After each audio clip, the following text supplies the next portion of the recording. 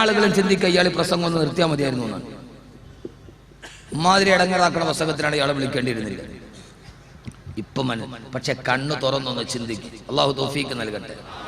കണ്ണ് തുറന്ന് ചിന്തിക്ക്. അള്ളാഹു തൗഫീക്ക് നൽകട്ടെ. അകക്കണ്ടുറന്നൊന്നു നോക്കിക്കേ മൂടാ, ഉൾസാരമോർത്താൽ ഉറങ്ങാമോ കേടാ. അകക്കു തുറക്കുള്ളടക്കല്ലേ മാടാ, മൂടിട്ട ചെപ്പിൽ മുത്തുണ്ട് കേടാ. അകക്കൺ തുറന്നൊന്നു നോക്കിക്കേ മൂടാ, ഉൾസാരമോർത്താൽ ഉറങ്ങാമോ കേടാ. കേട്ടിട്ടുണ്ടോ ഈ പാട്ട്? ഇല്ല, കേട്ടിട്ടില്ല? ഇപ്പഴല്ല, നീ മിടുക്കൻ തന്നെയാണോ മോനെ? ഫൊട്ടാനി മുന്തുള്ളി പിഞ്ചോര കട്ട, പിന്നീന്ന് കാഷ്ടം ചുമന്നോരു കൊട്ട. റൂഹൊന്ന് വിട്ടാൽ ചത്ത ചകമല്ലേ പൊട്ട, പറന്നുടൽക്കെന്ത് ബഹുമാനം പൊട്ട. കേട്ടിട്ടില്ല? പറയുന്നല്ല. എന്താ സാധനം? ഇതന്നെ. പകൽ കണ്ണടച്ചാൽ ഇരുളാമോ പൊട്ട, ഫന്തം തെളിച്ചാൽ ഫജറാമോ പൊട്ട. നട്ടാൽ ഫുൽ നെല്ല് വിളയുമോ പൊട്ട, നാരായം വിട്ടാസ് ചുറ്റുമോ പൊട്ട. പകൽ കണ്ണടച്ചാൽ ഇരുളാമോ പൊട്ട. എടാ പൊട്ട, പകല് കണ്ണടച്ചു വെച്ചാൽ ഇരുട്ടാവോ? ഇതാണ് സഫലമാല. എന്താണ് സഫലമാല? മോനെ ഇതൊക്കെ പഠിക്കും. ഇതാണ് ഒരു കാലത്തെ മാപ്പിളപ്പാട്ട്. അല്ലാതെ ഞാൻ കെട്ടിയ പെണ്ണിന് ഇത്തിരി ചന്തം എന്ത് കുറവന്ന് സുക്കൂനാഥല്ല കാത്ത്. ഗസറാണെങ്കിൽ വെളി പറയാൻ പറ്റുമോ? അതാ സാധനം, അതാ പാട്ട്. ഇതാണ് ഇത്. ഷുജായി മൊയ്തു മുസ്ലിയാര് അണ്ടത്തോട് വഫാത്തായി കിടക്കുന്നുണ്ട്. ആ മനുഷ്യന് എഴുതിയതാണ്. പറഞ്ഞ ഒത്തിരി പറഞ്ഞു. സമയമായ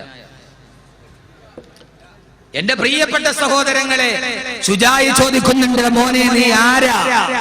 എടാ നീ ആരാ ഇത്ര വലിയ അഹങ്കാരം കാണിക്കാൻ? പണത്തിന്റെ അഹങ്കാരം. എന്ത് പണത്തിന്റെ അഹങ്കാരം? സാക്ഷാൽ വ്യഭിചാരം നടക്കുന്ന വേദികളായി വിവാഹത്തുണ്ട് മാറുമ്പോ നീ ആരാടാ ഇതിന് മാത്രം അഹങ്കാരം കാണിക്കാൻ? എടാ നീ നിങ്ങളല്ലാട്ട, നിങ്ങൾ ആരല്ല? എനിക്ക് പോണ്ട ഇവിടെ നിന്ന്. നിങ്ങളെയല്ല. എട്ട് മോനെ ആരാ നീ അഹങ്കാരം കാണിക്കാൻ? നീ ആരാടാപ്പാ? ഇട്ട് നിന്നേക്കാളും വലിയ അഹങ്കാരികൾ എവിടെ? നജീബ് വാക്കബ് ഞാൻ വന്നപ്പോ കാറൂന്റെ കഥ പറയും. കാറൂന്റെ ആരാ കാറൂൻ? ആരാ ഫിറഔൻ? കരയിൽ കിടന്ന് വ്യഭിചരിച്ചിട്ട് കൊതി തീരാഞ്ഞിട്ട് കടലിൽ കിടന്ന് വ്യഭിചരിച്ച ആളാണ് ഫിറഔൻ. കരയിൽ കിടന്ന് വ്യഭിചരിച്ചിട്ട് കൊതി തീരാതെ കടലിൽ കിടന്ന് വ്യഭിചരിച്ച ആളാണ് ഫിറഔൻ. ആ ഫിറഔൻ എവിടെ? ആ ഫിറഔൻ ലാ ഇലാഹ ഇല്ലല്ലാഹ് പറഞ്ഞിട്ട് മരിച്ച ആളാ അല്ലേ? അല്ലേ? അല്ലെന്നാ പറയാ. ഫിറൗൻ ലാ ഇലാഹ ഇല്ലല്ലാഹ് പറഞ്ഞിട്ട് മരിച്ച ആളാ. ഒരർത്ഥത്തിലാളത് പറഞ്ഞിട്ട് മരിച്ച ആളല്ലേ? അല്ലേ വാക്ക്? ലാ ഇലാഹ ഇല്ലല്ലാഹ് ആണല്ലോ. ലാ ഇലാഹ. നിങ്ങൾ ഫിറൗൻ ലാനത്തുല്ലാഹിലെ ഫിറൗൻ ആരാ? ഫിറൗൻ ലാ ഇലാഹ ഇല്ലല്ലാഹ് പറഞ്ഞിട്ട് മരിച്ച ആളാ. നമ്മൾ ആ സമയത്ത് ലാ ഇലാഹ ഇല്ലല്ലാഹ് പറയാതിരിക്കാൻ. നമ്മൾ ഫിറഔൻ പറഞ്ഞ സമയത്ത് ലാ ഇലാഹ ഇല്ലല്ലാഹ് മരിച്ചാൻ വേണ്ടിയിരിക്കുക. അപ്പൊ നമ്മൾ ആരാ? ഫിറൗനെ ചത്തിട്ടുള്ളൂ, ഫിറൗന്റെ പ്രേതം ചത്തിട്ടില്ല. അബൂജഹലെ ചത്തിട്ടുള്ളൂ, അബൂജഹലിന്റെ പ്രേതം ചത്തിട്ടില്ല. അതിവിടെയൊക്കെ ഉണ്ട്. നിങ്ങളുടെ മഹല്ല് ഉണ്ടോന്ന് ചോദിച്ചാൽ അബൂജഹൽ ചത്തിട്ടില്ല, അബൂജഹലിന്റെ പ്രേതം ചത്തിട്ടില്ല. അത് ഞങ്ങളുടെ മഹല്ലിലൊക്കെ ഉണ്ടോ ഉസ്താദ് ചോദിച്ചാൽ ഉണ്ടെന്ന് ഞാൻ പറയണോ?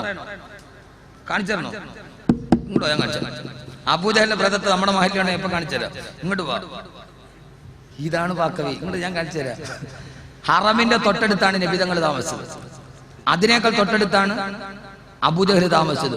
പക്ഷെ മസ്ജിദുൽ ഹറാമിൽ ബാങ്ക് കേട്ടിട്ട് ഇന്നേ വരെ തൊട്ടടുത്ത് താമസിച്ച അബൂജഹൽ പള്ളിയിൽ കേട്ടിട്ടില്ല. ഇന്ന് നമ്മുടെ പുതിയങ്ങാടി പള്ളിയുടെ അടുത്ത് ബാങ്ക് കേൾക്കുമ്പോൾ ഒത്തിരി അബൂജഹൽ അടുത്ത് കിടപ്പുണ്ടാവും. എന്താ ഇല്ലേ? അബൂജഹലിന്റെ സ്വഭാവം അങ്ങനെ തന്നെ ഉള്ളവനല്ലേ ഇവൻ? ഇവ കെലിമ പറഞ്ഞു എന്നുള്ള വ്യത്യാസമല്ലേ ഉള്ളൂ. അപ്പൊ പ്രേതം ഇപ്പോഴും ഉണ്ട്. ഫിറഔൻ ആരാ? ഫിറഔൻ ഏറ്റവും വലിയ അഹങ്കാരി. ആരാ ഫിറഔൻ? കടലിൽ കരയിൽ നിന്ന് വ്യഭിചരിച്ചിട്ട് കൊതിനീരാണ് കടലിൽ കിടന്ന് വ്യഭിചരിച്ച ആളാണ് ഫിറഔൻ. പറഞ്ഞാൽ ഒത്തിരി പറയാനുണ്ട്. കടലിലെ വ്യഭിചാരം ആദ്യ ലോകത്ത് നടപ്പാക്കിയത് ഫിറഔനാണ്. ഇന്ന് മിക്ക ടൂറിസ്റ്റ് കേന്ദ്രങ്ങളിലെയും ഹോട്ടൽ ഫ്ലോട്ടിംഗ് ഹോട്ടൽ എന്ന് പറഞ്ഞാൽ കടലിന്റെ മുകളിൽ. കടലിന്റെ മുകളിൽ 5 സ്റ്റാർ ഹോട്ടൽ എന്തിനാ? അഫ്ളൽ ദിക്ർ നടത്താനാ? എന്തിനാ? ഇത് ഫിറഔൻ തുടങ്ങി വെച്ചതാണ്. ഇന്നത്തെ ടൂറിസത്തിന്റെ ഏറ്റവും വലിയ സാധ്യത ജലാശയത്തിലെ ഹോട്ടലാണ്. ഇത് ഫിറഔൻ തുടങ്ങി വെച്ചത്. ഈ ഫിറഔൻ ആരാ? പറഞ്ഞപ്പോ ഏറ്റവും കൂടുതൽ അഹങ്കരിച്ചവനല്ലേ ഫിറഔൻ? ഏറ്റവും കൂടുതൽ അഹങ്കരിച്ച ഫിറഔൻ. മൂസാ നബി പറഞ്ഞില്ലേ ഫറോവ വേണ്ട വേണ്ട, റബ്ബന തുമിസലാം വാലിഹിം വസ്തുദ് അലാ ഖുലൂബിഹിം ഫലാ യുമിനൂ ഹത്താ യറവുൽ അദാബൽ അലീം. ഫറോവയുടെ അഹങ്കാരത്തിന്റെ ഏറ്റവും പ്രധാനപ്പെട്ട കാരണം ഫറോവയ്ക്ക് സമ്പത്തുണ്ട്, ഫറോവയ്ക്ക് ആരോഗ്യമുണ്ട്. ഖുർആനാണ് പറഞ്ഞത് സമ്പത്തിന്റെ പേരിൽ അഹങ്കരിച്ച ഫറോവയോട് കലീമുല്ലാഹി മൂസാ നബി പറഞ്ഞില്ലേ ഫറോവ അഹങ്കരിക്കല്ലേ ഫറോവ. സമ്പത്തിന്റെ പേരിൽ ഫറോവ അഹങ്കരിച്ചു. നമ്മൾ അഹങ്കരിച്ചതുപോലെ അവസാനം ചെങ്കടലിൽ മുങ്ങിച്ചാകുമ്പോ ഉപ്പുവെള്ളം എന്ന് അണ്ണാക്കിലോട്ട് കയറി മരണമുറപ്പായപ്പോ ആ സമയത്ത് ഫറോവ പറഞ്ഞില്ലേ അല്ലാഹുവേ ആമന്തു ലാ ഇലാഹ ഇല്ലല്ലദീ ആമനതു ബിഹി ബനൂ ഇസ്രായീൽ. ബനൂ ഇസ്രായേൽ വിശ്വസിച്ച മൂസായെ അല്ലാഹനെ കൊണ്ട് ഞാൻ വിശ്വസിക്കുകയാ. മരിക്കുന്ന സമയത്ത് അല്ലാഹനെ വിശ്വസിച്ചവരല്ലേ ഫറോവ. എവിടെ പോയി സഹോദരാ, എവിടെ പോയി സഹോദരി? പക്ഷേ കരിഞ്ഞില്ലല്ലോ ഫറോവ ആരാ? ഞാൻ നേരിട്ട് കണ്ടതാണ്. ഈജിപ്തിലെ മ്യൂസിയത്തിന്റെ മുകളിൽ നെടുനീളനെ പോലെ മറന്നു കിടക്കുന്നുണ്ട് ഫറോവ. ആരാണ് അയാളെന്നറിയോ? ഈജിപ്ത് മ്യൂസിയത്തിൽ 3 മാസങ്ങൾക്ക് മുമ്പ് പോകുമ്പോ ഫറോവയുടെ മമ്മി കണ്ടിട്ട് ഞാൻ ഓട്ടുപോയി. അല്ലാഹുവേ ആരാ കിടക്കുന്നതാരാ? അന റബ്ബുകുമുൽ അഅ്ലാ, ഞാനാണ് റബ്ബെന്ന് പറഞ്ഞ. സമ്പത്ത് കിട്ടിയപ്പോൾ അഹങ്കാരത്തിന്റെ മേലെ കടലിൽ കിടന്ന് വ്യഭിചരിച്ചവന്റെ ഡെഡ് ബോഡി കിടക്കുന്നത് കണ്ടപ്പോ എന്തേ സഹോദരങ്ങളെ ഇനിയും മനസ്സിലാകുന്നില്ലയോ? നീ ആരാണ് മോനെ? നിന്നേക്കാൾ വലിയ ഫറോവ ചത്തടിഞ്ഞ മണ്ണാണിത്. ഫറോവയുടെ മയ്യത്ത് നിന്നത് ഈ മണ്ണാണ്. അരിസ്റ്റോട്ടിൽ ചത്തതും ഈ മണ്ണിലാണ്. ഹിപ്പോക്രാറ്റസ് ചത്തതും ഈ മണ്ണിലാണ്. സോക്രട്ടീസിന്റെ മാംസം നിന്നതും ഈ മണ്ണിന്റെ പുഴുക്കളാണ്.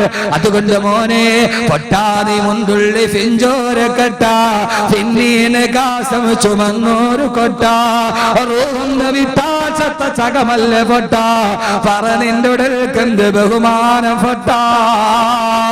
ഞാൻ വളരെ കൃത്യമായിട്ട് ഓർമ്മിപ്പിക്കുകയാണ്. സമയത്തിന്റെ പരിമിതി കൊണ്ട് മോനെ വാക്ക് വിരൽപ്പം കഴിയുമ്പോൾ പോകും. നാളെ എന്റെ പ്രിയപ്പെട്ട സുഹൃത്തിന് ഉഷാറ് വാക്കവി കടന്നു വരും. അദ്ദേഹത്തിന്റെ ഉപ്പ അടുത്ത കാലത്ത് മരണപ്പെട്ടു പോയി. കബറിടം അല്ലാഹു വിശാലമാക്കി കൊടുക്കുമാറാകട്ടെ. അത് കഴിഞ്ഞ് തിരിച്ചു പോയാ മോനെ വീണ്ടും ജീവിതത്തിലോട്ട് കടന്നു പോയാൽ, പെങ്ങളെ ആർഭാടത്തിലോട്ട് കടന്നു പോയാൽ വല്ലാഹി എന്നെയും നിന്നെയും പച്ചമണ്ണിൽ നിന്ന് പടച്ചെടുത്ത പടച്ചറപ്പിനെ തന്നെയാണ് സത്യം. ഞാൻ ഓർമ്മിപ്പിക്കുകയാണ്. ഒരു ദിവസം എല്ലാം വിട്ടിട്ട് ഇവിടെ നിന്ന് തിരിച്ചു പോകുമ്പോ, എല്ലാം ഇവിടെ വിട്ട് തിരിച്ചു പോകുമ്പോ ആർഭാടത്തിന്റെ കോടാലി നിന്റെ ജീവിതത്തിലോട്ട് കടന്നു വരുമ്പോ അക്തിറൂരിക്കറ ആദിമില്ലല്ലാ, എല്ലാ ആഡംബരവും എല്ലാം നശിച്ചു പോകും. അല്ലാഹു കാക്കട്ടെ, അല്ലാഹു കാക്കട്ടെ. മലയാളത്തിന്റെ സാഹിത്യകാരൻ എം.ടിയുടെ വാക്കുകൾ കടമെടുത്തു പറഞ്ഞാൽ രംഗബോധമില്ലാത്ത കോമാളിയെ പോലെ മരണം കടന്നു വരും. മരണം രംഗബോധമില്ലാത്ത കോമാളിയാണെന്ന് എം.ടി രേഖപ്പെടുത്തിയിട്ടുണ്ട്. ക്ഷണിക്കപ്പെടാത്ത അതിഥി, രംഗബോധമില്ലാത്ത കോമാളി.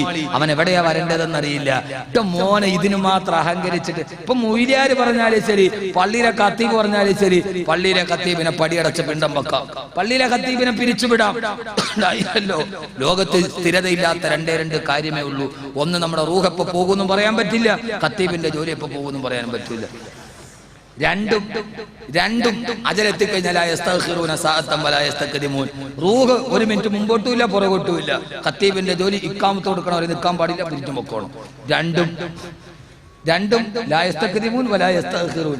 ഇതിന്റെ ഇടയിൽ എന്റെ പ്രിയപ്പെട്ട സഹോദരങ്ങളെ, പിരിയുന്നതിന് മുമ്പ് ഞാൻ ഓർമ്മിപ്പിക്കുക, അള്ളാഹു നമ്മളെ കാക്കട്ടെ, അള്ളാഹു നമ്മളെ കാക്കട്ടെ. ഇതിന് മാത്രം അഹങ്കരിക്കാൻ നമ്മളാരാ? ആരടാ പറയുന്നത്? ഖത്തീബ. എന്റെ ആർഭാടത്തിനെതിരെ ഒരു നാട്ടിലെ ഖത്തീബിനെ ഒരു വീട്ടുകാരി ബഹിഷ്കരിച്ചു. ഞാൻ അന്വേഷിച്ചു എന്താ കഥ. അത് ആർഭാട കല്യാണത്തിനെതിരെ ഖത്തീബ് കഴിഞ്ഞ വെള്ളിയാഴ്ച പ്രസംഗിച്ചു. വീട്ടുകാർ ഖത്തീബിനെ ബഹിഷ്കരിച്ചു. ഞങ്ങളുടെ കയ്യിൽ പണമുണ്ട്. അത് അഹങ്കാരം. കൊണ്ടുപോയി കാർഡങ്ങോട്ട് കുത്തിക്കയറ്റിയാ കുറെ പച്ചനോട്ട് ഇങ്ങോട്ട് വരും ATM കൂടെ. അതാ ഇപ്പൊ അഹങ്കാരം. മോനെ ഇതൊക്കെ പോകും. നീ ആരടാ? അള്ള പറയട, നീ വലിയ അഹങ്കരിക്കണ്ട. ഫൊട്ടാ നീ മുൻതുള്ളി ഫിഞ്ചോര കറ്റ. എന്റെ മോനെ നീ ആരാ? നീ ആരാ? ആര് കണ്ടാലും തൊടാനറയ്ക്കുന്ന ഒരു തുള്ളി ബീജമല്ലായിരുന്നു നീ. നിന്റെ സിട്ടിപ്പ് എവിടെന്ന്? ഗോൾഡിന്നൊന്നുമല്ല, പ്ലാറ്റിനത്തിത്തൊന്നും അല്ല ഉണ്ടാക്കിയത്. പിന്നെ ആര് കണ്ടാലും തൊടാനറയ്ക്കുന്ന, കണ്ടാലുടൻ തുടച്ചു മാറ്റാൻ വ്യഗ്രത കാണിക്കുന്ന ഒരു ഇന്ദ്രിയ തുള്ളി നല്ലടാ നിന്നെ അള്ളാഹ് സൃഷ്ടിച്ചത്. ഇപ്പോ നല്ല വീതിയുള്ള കരകൾ, എന്റെ കഥയാണ് കേട്ടാ, നല്ല സ്വർണ്ണ കരയൊക്കെ ഉടുത്ത് നല്ല കതർ, അള്ള കതറാക്കിയതായിരിക്കും, നല്ല കതറൊക്കെ പശമുക്കി ഇങ്ങനെ ഇട്ടിട്ട് നീ ഇങ്ങോട്ട് വരണ കണ്ടാ നീ ആരുടെ മോനെ?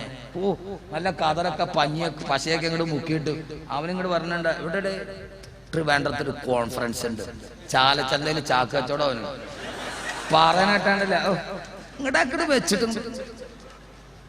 ഈ വസ്ത്രത്തിന്റെ ഉള്ളിൽ നമ്മൾ ആരാ മോനെ? ഈ വസ്ത്രത്തിന്റെ ഉള്ളിൽ നമ്മൾ ആരാ? പിന്നീന്ന് കാഷ്ടം ചുമന്ന ഒരു കൊട്ട, കുറെ കാഷ്ടവും ചുമന്നുകൊണ്ട് കിടക്കുന്ന ഒരുമാതിരി മൊബൈൽ ടോയ്ലറ്റ് ആണ് നമ്മൾ. ഈ വസ്ത്രത്തിന്റെ ഉള്ളിൽ എന്താ? ഈ വസ്ത്രത്തിന്റെ ഉള്ളില് ഒരുമാതിരി കാഷ്ട, ചിന്തിക്ക് ടോയ്ലറ്റ് ആണ് നമ്മൾ. കഴിക്കുക ഇല്ലേ? കഴിക്കുക, ഖാന പീന സോന ഹഗ്ന, തീർന്നു. ഇതപ്പുറത്തോട്ട് എന്താ? ഇനി ഈ റൂഹങ്ങട് പോയാ പിന്നെ നീ ആരാ? മനുഷ്യൻ ആർഭാടത്തെ ഓർത്ത് വിലപിക്കുമെന്ന് ഖുർആൻ. ഞാൻ അതാ പറയുക. ഇനി അതാ പറയുക, മനുഷ്യൻ അവന്റെ ജീവിതത്തിൽ ചെയ്ത ആർഭാടത്തെ ഓർത്ത് വിലപിക്കും, ആർഭാട കല്യാണത്തെ ഓർത്ത്. അള്ളാഹു നമ്മളെ കാത്തുരക്ഷിക്കട്ടെ. ഈ സംഘാടകർക്ക് ഒരു വലിയ ആഗ്രഹമുണ്ട്, ഒരു പാവപ്പെട്ട ഒരു കുട്ടിയെ വിവാഹം കഴിച്ചു വിടണം. ഇൻഷാ അല്ലാഹ് ബക്കറ്റുമായി സംഘാടകർ നിങ്ങളുടെ മുമ്പിലേക്ക് വരും. എല്ലാ സഹോദരങ്ങളും, ഞാൻ വളരെ പ്രധാനപ്പെട്ട ഒരു കാര്യം പറയുന്നതിന് മുമ്പ്, എല്ലാ സഹോദരങ്ങളും ഒരാൾ പോലും ഒഴിവാകരുത്. എല്ലാ സഹോദരങ്ങളും വളരെ കാര്യമായി ഒരു നല്ല സദക്ക, ഒരു ബക്കറ്റ് പിരിവായിട്ട് കണക്കാക്കരുത്.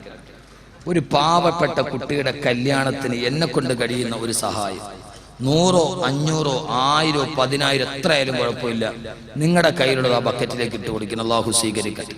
ഇൻഷാ അല്ലാഹ് അവസാനം 10 സലാത്ത് ചൊല്ലി ദുആ നടക്കും.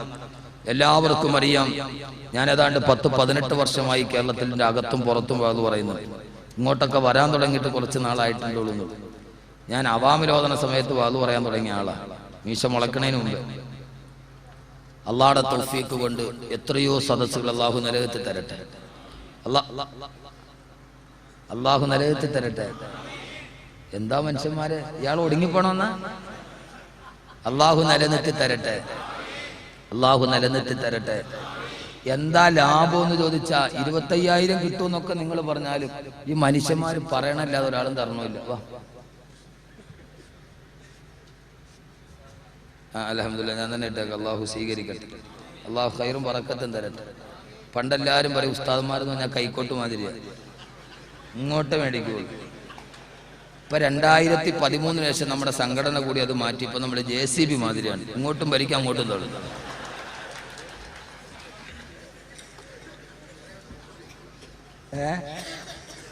അള്ളാഹു നമ്മുടെ എല്ലാ ഉസ്താദന്മാരും അള്ളാഹു അവരെല്ലാവരെയും അള്ളാഹു ഖൈറിലാക്കി കൊടുക്കട്ടെ. അൽഹംദുലില്ലാഹ്, എന്റെ കാസറ്റൊക്കെ നിങ്ങൾ കേൾക്കുന്നവരാണ്. അള്ളാഹുവിന്റെ തൗഫീഖ് കൊണ്ട് ഈ സദസ്സിലെ ദുആ കൊണ്ട് 20 വർഷമായി കുട്ടികളില്ലാത്തവർ അള്ളാഹു സാലിഹ്യങ്ങളായ മക്കളെ കൊടുത്തിട്ടുണ്ട്. ഇതിന്റെ ആകെ ലാഭം എന്താണെന്നറിയോ? ഞാൻ ഇന്നിങ്ങോട്ട് വരുമ്പോൾ ഞാൻ ഏതാണ്ട് കണ്ണൂരെത്തിയിട്ടില്ല, തലശ്ശേരി വന്നൊരു ചായയൊക്കെ കുടിച്ച് കയറുമ്പോൾ എന്നെ ഒരാൾ ഫോൺ ചെയ്തു. തലശ്ശേരിക്ക് അടുത്തുള്ള ആളാണ്. എന്നോട് പറഞ്ഞു, ഉസ്താദെ എന്റെ വീട് ഒരു സന്തോഷ വാർത്ത ഉസ്താദിനോട് പറയാൻ വിളിച്ചാൽ ഞാൻ ഇന്ന് പറഞ്ഞൊരു കാര്യം പറയും. ഞാൻ ചോദിച്ചു, എന്താ ഉസ്താദെ? എന്റെ വീടിന്റെ തൊട്ടടുത്തുള്ളൊരു പെൺകുട്ടി, മുസ്ലിം പെൺകുട്ടിയാണ്, അടുത്തുള്ള ഹൈന്ദവ ചെറുപ്പക്കാരനുമായി സ്നേഹബന്ധത്തിലായി അവനുമായി ഒളിച്ചുപോയി രജിസ്റ്റർ മാരേജ് ചെയ്യാൻ തീരുമാനിച്ചു. ആ സമയത്ത് ഇവയാൾ അറിഞ്ഞ്, ഇയാൾ അയൽവക്കക്കാരനെ സംഭവം അറിഞ്ഞു. ആ നാട്ടിലെ വനിതാ പഞ്ചായത്ത് പ്രസിഡന്റിനെയും അവിടുത്തെ പ്രധാനപ്പെട്ട സ്ത്രീകളെയൊക്കെ കൂട്ടിപ്പോയി ആ പെൺകുട്ടിയെ പോയി കുറെ ഉപദേശിച്ചപ്പോ പെൺകുട്ടി മാറിയില്ല. അവസാനം അവിടെയുള്ള ഒരു കാളിയാരുടെ അടുക്കലേക്ക് കുട്ടിയെ കൊണ്ടുപോകാൻ തീരുമാനിച്ചു, ഉപദേശിപ്പിക്കാൻ വേണ്ടി. പെൺകുട്ടി പറഞ്ഞാൽ അവനെ കല്യാണം കഴിക്കൊരു മാറ്റമില്ല. വാപ്പയും ഉമ്മയും അടക്കം നാട്ടിലെ മുഴുവൻ ആളുകളും സമ്മതിച്ചു. ആ പെൺകുട്ടി അവിടെ പോയി കാളിയാര് കുറെ തലയ്ക്ക് പിടിച്ചൊക്കെ ഓതി മന്ത്രിച്ചു കൊടുത്തു. അപ്പോഴും പെൺകുട്ടി നിലപാട് മാറ്റിയില്ല. അയാൾ എന്നോട് പറഞ്ഞു, ഉസ്താദെ നിങ്ങളോട് നന്ദി പറയാൻ വെച്ചാൽ ഇതിനിപ്പോ എന്നോട് നന്ദി പറയുന്നതിനാ. തിരിച്ചിങ്ങോട്ട് വരുമ്പോ കാറില് ഉസ്താദിന്റെ മരണത്തെക്കുറിച്ചുള്ള കാസറ്റ് ഇട്ട് കൊടുത്തു. ഈ പെൺകുട്ടി കാസറ്റ് കേട്ടു. വീട്ടിൽ വന്നിറങ്ങിയപ്പോ സംഘാടകർ അവരോട് പറഞ്ഞു, ഇനി ഞാൻ എന്റെ തീരുമാനത്തിൽ നിന്ന് മാറി, ഞാൻ പോകുന്നില്ല. അള്ളാഹു ആ മനസ്സ് നിലനിർത്തി കൊടുക്കട്ടെ. ഈ വഅദ് കൊണ്ട് കിട്ടുന്ന ലാഭം ഏതെന്ന് ചോദിച്ചാൽ ഇതാണ്. കിട്ടുന്ന ലാഭം ഏതെന്ന് ചോദിച്ചാൽ ഇതാണ്. 10,000-കണക്കിന് ആളുകൾ. അതുകൊണ്ടാണ് ഇങ്ങനെ ഒരു ജനാവലി തടിച്ചുകൂടിയത്. നാളെ എന്റെ പ്രിയപ്പെട്ട സുഹൃത്തിന് ഉഷാദ് ബാക്കവി വരും. അള്ളാഹു ആരോഗ്യത്തിലുള്ള ദീർഘായുസ്സ് നൽകി അനുഗ്രഹിക്കട്ടെ. അദ്ദേഹത്തിന്റെ വാപ്പ റമദാനിൽ മരണപ്പെട്ടു. അള്ളാഹു ഖബറിടം വിശാലമാക്കി കൊടുക്കട്ടെ. എന്റെ പൊന്നു സഹോദരങ്ങളെ, ആ മനുഷ്യൻ വലിയ ഭാഗ്യവാനാണ്. അദ്ദേഹത്തിന്റെ വാപ്പ വലിയ ഭാഗ്യവാനാണ്. കാരണം അയാൾക്ക് ഖബറിൽ കിടന്ന് സന്തോഷിക്കാൻ ഈ ഒരു മോൻ മാത്രം മതി. അള്ളാഹു നമുക്ക് അങ്ങനെയുള്ള മക്കളെ തരട്ടെ. റമദാൻ 17-ന് രാവ് കഴിഞ്ഞ് പിറ്റേ ദിവസം ബദർ യുദ്ധം നടക്കുന്ന സമയത്താണ് അദ്ദേഹത്തിന്റെ വാപ്പ വഫാത്താവുന്നത്. വെള്ളിയാഴ്ച ദിവസം ജുമയ്ക്ക് മുമ്പേ ഖബറടക്കി. ആ മനുഷ്യൻ വലിയൊരു ഭാഗ്യവാനല്ലേ. അദ്ദേഹം കഷ്ടപ്പെട്ട് വളർത്തിയൊരു മകൻ ഒരു ദിവസം എത്രയോ 10,000 അദ്ദേഹത്തിന് വേണ്ടി ആമീൻ പറയും. യഥാർത്ഥത്തിൽ ഇങ്ങനെയുള്ള മക്കളെ നമുക്ക് ഉണ്ടാക്കാൻ കഴിയും. അള്ളാഹുനാക്കി തരട്ടെ. അള്ളാഹു നമ്മുടെ മക്കളെ അങ്ങനെ ആക്കി തരട്ടെ. സ്വന്തം മക്കളെ കൊണ്ട് ദുനിയാവിൽ നേടുന്നതിനേക്കാളേറെ ആഖിറത്തിൽ നേടാൻ. സ്വന്തം മക്കളെ കൊണ്ട് നമ്മൾ ആർക്ക് വേണ്ടിയാ കഷ്ടപ്പെടുക? നമ്മുടെ മക്കൾക്ക് വേണ്ടിയാണ്. ഞാൻ ഇങ്ങനെ വിശ്രമമില്ലാതെ കഷ്ടപ്പെടുന്നത്, ഞാൻ എൻ്റെ ജീവിതത്തിൽ അറിഞ്ഞ കഷ്ടപ്പാട് എൻ്റെ മക്കൾ അറിയരുത് എന്ന ഒരു അത്യാഗ്രഹമാണോ ആഗ്രഹമാണോ അതെനിക്കറിയില്ല എന്നുള്ളതുകൊണ്ട് ഞാൻ എൻ്റെ ജീവിതത്തിൽ ഒത്തിരി കഷ്ടപ്പെട്ടാണ്. അങ്ങനെയൊന്നും കഷ്ടപ്പെട്ടൊരു ഞാൻ എൻ്റെ ജീവിതത്തിൽ കഷ്ടപ്പെട്ടതുപോലെ കഷ്ടപ്പെട്ട ഒരാൾ ഈ സദസ്സിൽ ഉണ്ടാവില്ല എന്നാണ് എൻ്റെ മക്കൾക്ക് വേണ്ടി ഞാൻ കഷ്ടപ്പെടുമ്പോൾ യഥാർത്ഥത്തിൽ എൻ്റെ കഷ്ടപ്പാടിന് പകരം എൻ്റെ മക്കൾ എനിക്ക് നൽകേണ്ടത് ദുനിയാവിലല്ല, അതിനേക്കാൾ കൂടുതൽ ആഖിറത്തിൽ. മരിച്ചിട്ട് അഹമ്മദ് കബീറും മലന്ന് മണ്ണിൽ കിടക്കുമ്പോൾ മക്കൾ വന്നിട്ട് തന്നെ കഷ്ടപ്പെട്ട് വളർത്തിയ എൻ്റെ ഉപ്പയാണെന്ന് പറഞ്ഞ ഖബറിന്റെ അടുക്കൽ നിന്ന് യാസീനോദി ദുആ ചെയ്യും. മരിച്ചു പോയാലും മനസ്സിൽ മറയാത്ത പിതാവായി മക്കളുടെ മനസ്സിലുണ്ട്. അള്ളാഹു നമുക്ക് അങ്ങനത്തെ മക്കളെ തരട്ടെ. അള്ളാഹുവേ, ഞങ്ങളുടെ മക്കളെ നീ അങ്ങനെ ആക്കി തരണേ തമ്പുരാനെ, അങ്ങനെ ആക്കി തരണേ തമ്പുരാനെ. നാളെ ആഖിറത്തിലെത്തുമ്പോ ഇതെന്റെ ഉപ്പയാന്ന് പറഞ്ഞ് കൈപിടിച്ച് സ്വർഗത്തിലേക്ക് എത്തിക്കുന്ന മക്കളാക്കി തരണം. അള്ളാഹുവേ, നീ അങ്ങനെ ആക്കി തരണേ തമ്പുരാനെ. അങ്ങനെ ആക്കണമെങ്കിൽ ഒരു വിഷയം പൂർണ്ണമായിട്ട് പറയാൻ കഴിഞ്ഞിട്ടില്ല എന്ന് എനിക്കറിയാം. പക്ഷേ അങ്ങനെ ആവാൻ കഴിയണമെങ്കിൽ ആരെയും നമ്മുടെ മക്കൾക്ക് തർബിയത്ത് കൊടുക്കണം. കല്യാണം അടക്കം ജനനം മുതൽ ആ മക്കൾക്ക് തർബിയത്ത്. കാരണം എല്ലാം വിട്ടിട്ട് പോകും. അള്ളാഹു കാക്കട്ടെ, അള്ളാഹു കാക്കട്ടെ, അള്ളാഹു കാക്കട്ടെ. എല്ലാം വിട്ടിട്ട് പോകും. റൂഹൊന്നു വിട്ടാൽ ചത്ത ചകമല്ലേ പൊട്ട, ഫറനിന്റെ ഉടൽക്കെന്ത് ബഹുമാനം പൊട്ട. പൊന്നുമോനെ, ശരീരത്തിൽ നിന്ന് റൂഹങ്ങ് വിട പറഞ്ഞു പോയാൽ ഈ ശരീരത്തോട് കൂടുകെട്ടി പാർക്കുന്ന ആത്മാവ് വിട പറയലായി. അസ്റായീൽ നിന്റെ അടുക്കലേക്ക് വരലായി. റൂഹ് വിട പറഞ്ഞ് നിന്റെ വീടിന്റെ ഉമ്മറപ്പടിയിൽ നിന്നെ മലത്തി കിടത്തുമ്പോ ആ സമയത്ത് നിന്നെ കാണാൻ ആളുകൾ വരലാണ്. ഫറനിന്റെ ഉടൽക്കെന്ത് ബഹുമാനപ്പെട്ട. പൊന്നുമോനെ, ആ സമയത്ത് നിന്റെ ശരീരത്തെ ബഹുമാനിക്കാൻ ആരാണുള്ളത്? ആ സമയത്ത് നിന്റെ മുമ്പിൽ തലകുനിക്കാൻ ആരാണുള്ളത്? ആ സമയത്ത് നിന്റെ ശരീരത്തിൽ റീത്ത് വെക്കാനല്ലാതെ ആ ശരീരത്തിൽ റീത്ത് വെച്ചിട്ട് കാര്യം എന്താ ഉള്ളത്? വെള്ളത്തുണിയിലും മലന്ന് കിടക്കുമ്പോ ആ സമയത്ത് 10 പേര് രാഷ്ട്രീയ നേതാവാന്ന് പറഞ്ഞ് ഇവൻ ഇവിടുത്തെ വാർഡ് മെമ്പറാന്ന് പറഞ്ഞ് റീത്ത് വെച്ചിട്ട് കാര്യം എന്താ ഉള്ളത്? ഇരുമ്പിന്റെ ഉലക്ക വിഴുങ്ങി എന്നാൽ പിന്നെ ചുക്കിന്റെ വെള്ളം അതിനു മതിയോ പൊന്നേ? തഴവാ ഉസ്താദ് മനോഹരമായിട്ട് ചോദിക്കുന്നുണ്ട്. ഇരുമ്പിന്റെ ഉലക്ക വിഴുങ്ങി എന്നാൽ പിന്നെ ചുക്കിന്റെ വെള്ളം അതിനു മതിയോ പൊന്നേ? എടാ, ഇരുമ്പിന്റെ ഉലക്ക വിഴുങ്ങിയവൻ ചുക്കിന്റെ കഷായം കുടിച്ചിട്ട് കാര്യം എന്താണുള്ളത്? ജീവിതത്തിൽ ഇതേവരെ നന്മ ചെയ്തിട്ടില്ല, നിസ്കരിച്ചിട്ടില്ല, സക്കാത്ത് കൊടുത്തിട്ടില്ല, ആർഭാടത്തിന്റെ വടിയിലൂടെ നടന്നവനാ, ആലിമീങ്ങളെ പരിഹസിച്ചവനാ. അവൻ മരിച്ചിട്ട് മരന്ന് കിടക്കുമ്പോ അവന്റെ മുകളിൽ റീത്ത് വെച്ചാ പറഞ്ഞാൽ ഇരുമ്പിന്റെ ഒലക്ക വിടുങ്ങിയവന് ചുക്കിന്റെ കഷായം കൊടുക്കുന്നത് മാതിരിയാ. എന്താണ് അവൻ അതിരുകൊണ്ട് നേടാനുള്ളത്?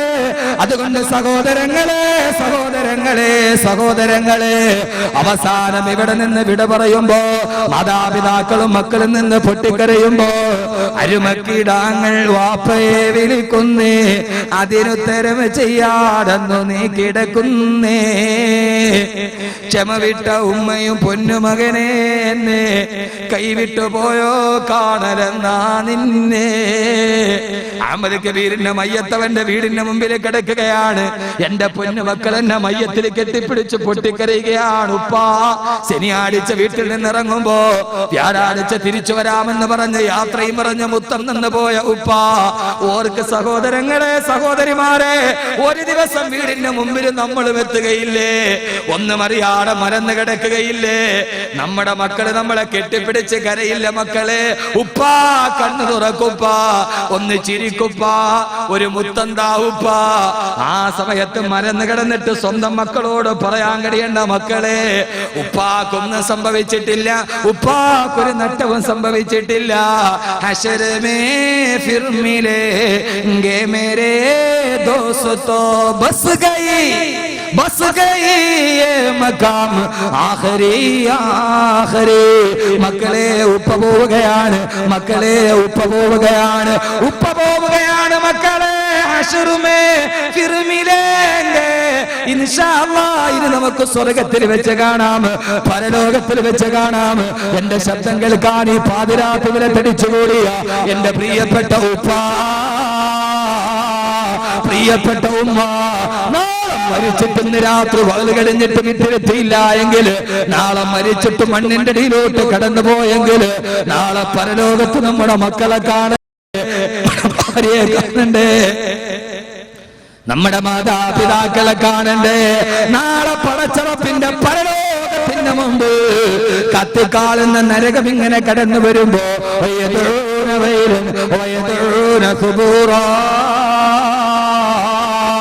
കത്തിക്കാളുന്ന നരകം ഇങ്ങനെ അട്ടഹാസത്തില്, എടാ പൈസക്ക് കൊടുത്തവനെ, എടാ വ്യഭിചാരി, എടാ കള്ളുകുടിയനെ, എന്റെ അടുത്തേക്ക് വാടാന്ന് പറഞ്ഞ് നരകം ഇങ്ങനെ മാടി വിളിച്ചു വരുമ്പോ, പൊന്നുമോനെ യുവാക്കളെ, നരകമെന്ന് പറഞ്ഞാൽ വെറുതെ പണിത് വെച്ചിരിക്കുന്ന രകാതകർത്ഥമല്ല. ആന് നിലവിളിച്ചുകൊണ്ട് ആടി തിമിർത്ത് വരുന്ന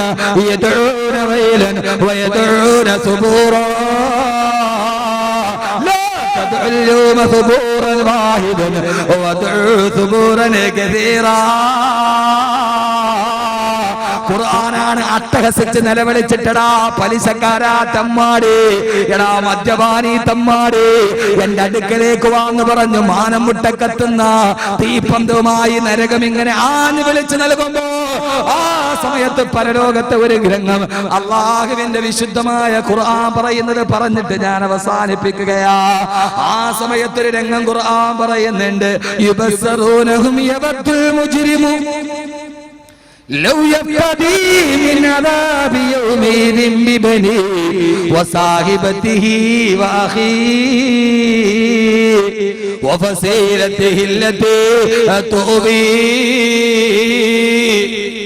ഖുർആൻ പറയാണ്, കത്തിക്കാളുന്ന നരകം മുമ്പിലെത്തി. ആ നരകത്തിലേക്ക് നമ്മളെ വലിച്ചെറിയാൻ മലക്കുകളും എത്തി. തൊട്ടുമുമ്പിൽ നമ്മുടെ കൂട്ടുകാരൻ നിൽക്കുന്നുണ്ട്, വഴിപഴപ്പിച്ച കൂട്ടുകാരൻ, കള്ളു വാങ്ങിച്ചു തന്ന കൂട്ടുകാരൻ. അവൻ നമ്മളെ കണ്ടിട്ട് കാണാത്തതുപോലെ ഒഴിഞ്ഞു മാറി. അല്ലാഹുവേ, ഈ നരകം എന്റെ മുമ്പിലേക്ക് വരികയാണ്. ഈ നരകത്തിൽ നിന്ന് രക്ഷപ്പെടാൻ ഒരു പഴുതുമില്ലല്ലോ അല്ലാഹുവേ, അല്ലാഹുവേ, രക്ഷപ്പെടാൻ ഒരു പഴുതില്ലല്ലോ അല്ലാഹ്. ثم أدبر وتولى وجمع فأوعى.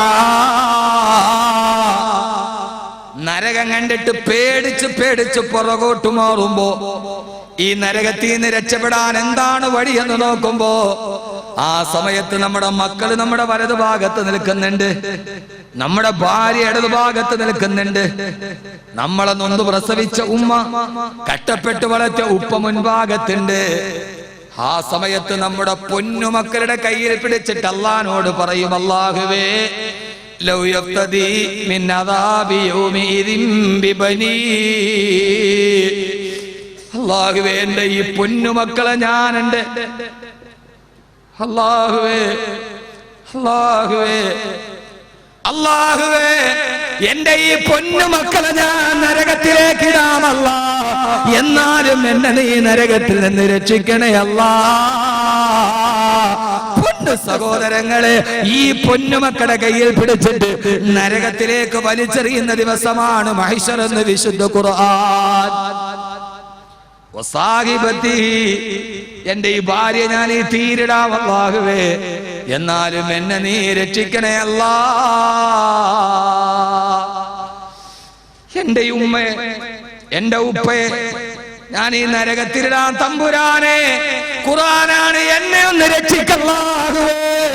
ആ സമയത്ത് അല്ലാഹു പറഞ്ഞു, ഇല്ലടാ തമ്മാടി, എത്ര പ്രാവശ്യം നിന്നോട് പറഞ്ഞതാണ് നീ ജീവിതത്തിൽ നല്ലതുപോലെ നടക്കണമെന്ന്, നന്മയുടെ വഴിയിലൂടെ നടക്കണമെന്ന്. അതുകൊണ്ട് ഖുർആൻ നമ്മോട് ഉപദേശിക്കുകയാണ്, യാ അയ്യുഹല്ലദീന ആമനൂ ഖൂ അൻഫുസകും വഅഹ്ലീകും നാറാ.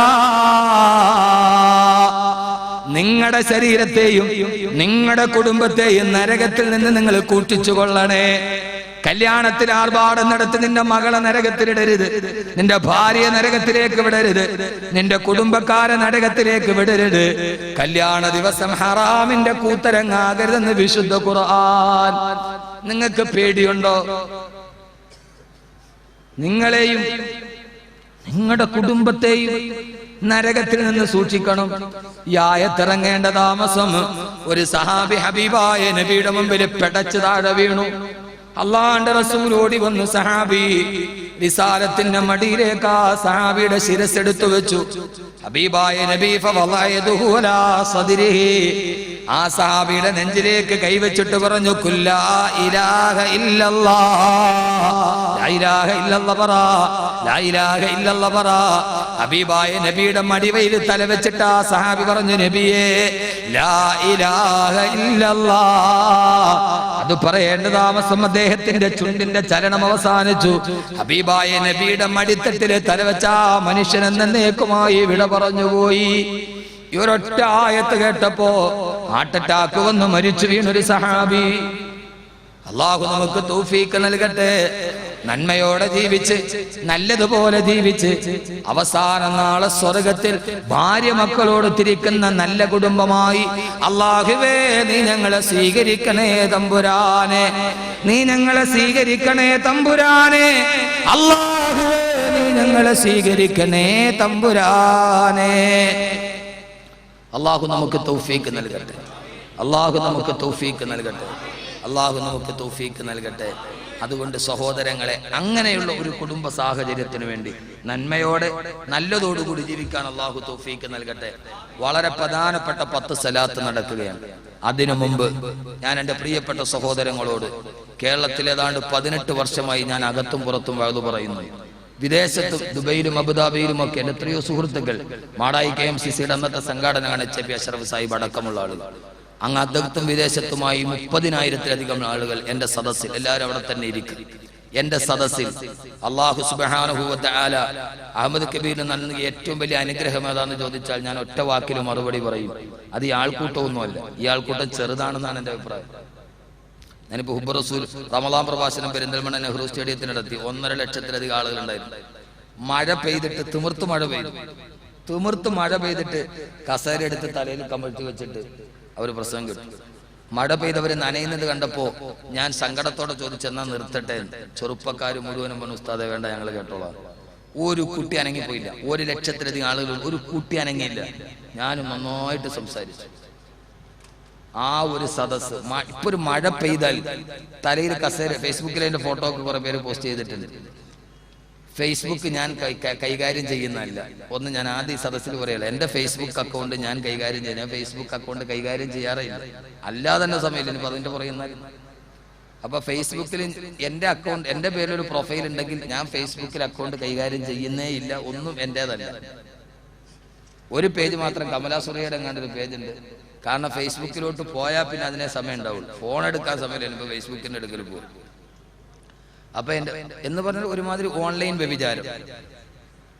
ഇപ്പൊ ഏറ്റവും കൂടുതൽ വ്യഭിചാരം നടക്കുന്ന കണ്ണൂർ ബസ് സ്റ്റാൻഡിലല്ല, ഏറ്റവും കൂടുതൽ വ്യഭിചാരം നടക്കുന്ന കോഴിക്കോട് മിഠായി തെരുവിന്റെ പുറകിലല്ല, ഏറ്റവും വലിയ വ്യഭിചാരം നടക്കുന്ന കോഴിക്കോട് ട്രാൻസ്പോർട്ട് ബസ് സ്റ്റാൻഡിന്റെ പുറകിലല്ല, ഏറ്റവും വലിയ വ്യഭിചാരം നടക്കുന്നത് അവനവന്റെ മൊബൈലിലാണ്. ഞാൻ പണ്ട് പറയാം, മൊബൈലിനെങ്ങാനും ഗർഭപാത്രം ഉണ്ടായിരുന്നെങ്കിൽ എന്നേത് പ്രസവിച്ചാൽ. എന്റെ നോക്കിയക്കും സാംസങ്ങിന്റെ S4 ആണ് ഏറ്റവും പുതിയ വെർഷൻ. S4 നോക്കിയാൽ കണ്ണാണ് സെൻസർ, കണ്ണുകൊണ്ട് നോക്കിയാൽ തന്നെ ലോക്കാവും അൺലോക്കാവും. അത്രയും വലിയൊരു ഫെസിലിറ്റി അതിൻ്റെ അകത്ത് സാംസങ് കമ്പനിക്ക് ഒതുക്കി വെക്കാമെങ്കിൽ പിന്നെ ഇങ്ങനെ ഒന്നുകൂടി വെക്കാനും വലിയ താമസമൊന്നും ഉണ്ടാവില്ല. ആ രീതിയിൽ ഓൺലൈൻ വ്യഭിചാരം. കേരളത്തിലൊരു വിധവ തന്നെയാണ്, അതിന്റെ പേര് സൈബർ വിധവ എന്ന്. ഭർത്താവ് ഓൺലൈനിൽ, ഭാര്യ കടപ്പറയിൽ. ഭർത്താവിനെ കാത്തിരിക്കുന്ന ഭാര്യയ്ക്ക് ഭർത്താവിന്റെ സാമീപ്യമില്ല. അവൾക്ക് കേരളം വിട്ടുകൊടുത്ത ഓമന പേര് സൈബർ വിധവ. അവൾക്ക് ജില്ലാ പഞ്ചായത്തിന്റെ വിധവാ പെൻഷൻ കിട്ടില്ല, പക്ഷെ അവൾ വിധവയാണ്. പോട്ടെ, ഞാൻ ആ ഭാഗത്തേക്കൊന്നും കടക്കുന്നില്ല. പറയേണ്ടതുണ്ട് ഒത്തിരി. പക്ഷേ അൽഹംദുലില്ലാ, അകത്തും പുറത്തും എത്രയോ അള്ളാഹു എനിക്ക് നൽകിയ ഏറ്റവും വലിയ അനുഗ്രഹം ഈ ആൾക്കൂട്ടമാണെന്ന് ഞാൻ കരുതുന്നില്ല. ഈ ആൾക്കൂട്ടത്തിന്റെ പേരിൽ എനിക്കൊരു അഹങ്കാരവും ഇല്ല. ഇത് ചിലപ്പോൾ നാളെ ഇല്ലാതാവാം, നിർത്താം. അള്ളാഹു നിലനിർത്തി തരട്ടെ. എന്റെ പേരിലൊന്നുമില്ല. അപ്പോഴും ഇപ്പോഴും ഞാൻ ഏത് സ്റ്റാൻഡിലാണോ നിൽക്കുന്നത് അതേ സ്റ്റാൻഡിൽ തന്നെയാണ് എന്റെ നിലനിൽപ്പ്. അങ്ങോട്ടുമില്ല ഇങ്ങോട്ടുമില്ല, ആരോടും വിധേയത്വമില്ല, അമിതത്വമില്ല, അതിമിതത്വമില്ല. ഈ ആൾക്കൂട്ടം നാളെ ഇല്ലാതായാൽ ഒരു കുഴപ്പമില്ല. എന്റെ സ്വദേശത്ത് എനിക്കൊരു കൊച്ചു വീടുണ്ട്, എനിക്ക് 3 മക്കളുണ്ട്, എന്റെ ഭാര്യ, എന്റെ കുടുംബം. അതിൽ ഉള്ളത് കൊണ്ട് തൃപ്തിപ്പെട്ട് ജീവിക്കാൻ ഞാൻ പാകപ്പെട്ടവനുമാണ്. അതുകൊണ്ട് ആരും, ചില ആളുകൾക്ക് അങ്ങനെയൊക്കെ ചില ധാരണയുണ്ട്. അതുകൊണ്ടാണ് ഞാൻ പറയുക, ഞങ്ങളെ രണ്ടുപേരെയും കുറിച്ച്, എന്നെ ഉഷാദ് ബാക്കവിയെയും കുറിച്ചൊക്കെ കുറെ ആളുകൾ ആവശ്യമില്ലാത്തൊക്കെ പറയാറുണ്ട്. സഹോദരങ്ങളെ, ഈ സാമ്രാജ്യം കണ്ടിട്ടൊന്നും കണ്ണ് മഞ്ഞളിച്ചില്ല. അള്ളാഹു തന്ന തൗഫീഖാണിത്. എന്റെ ഏറ്റവും വലിയ സ്നേഹം ഈ ഇരിക്കുന്ന സദസ്സുമാണ്. അള്ളാഹു നിലനിർത്തി തരട്ടെ, അള്ളാഹു നിലനിർത്തി തരട്ടെ. ഇനി നാളെ ഈ ആൾക്കൂട്ടം ഇല്ലാതായാൽ എനിക്കൊരു കൊച്ചു വീടുണ്ട്. ആ വീട്ടിൽ എന്റെ 3 മക്കൾ, 2 ആൺകുട്ടികളും ഒരു പെൺകുട്ടി, കാത്തിരുന്നൊരു പെൺകുട്ടിയും, എന്റെ വൃദ്ധ മാതാപിതാക്കളും, എന്റെ ഭാര്യയും അവരുടെ മാതാപിതാക്കളും. അതിന്റെ ഉള്ളിൽ 3 നേരത്തിലല്ല, ഒരു നേരത്തിൽ കഞ്ഞി വെച്ച് ജീവിക്കാൻ കഴിയുമെങ്കിൽ ആ ജീവിതവും ഞാൻ പരിശീലിച്ചതാണ്, ഈ ജീവിതവും പരിശീലിച്ചതാണ്.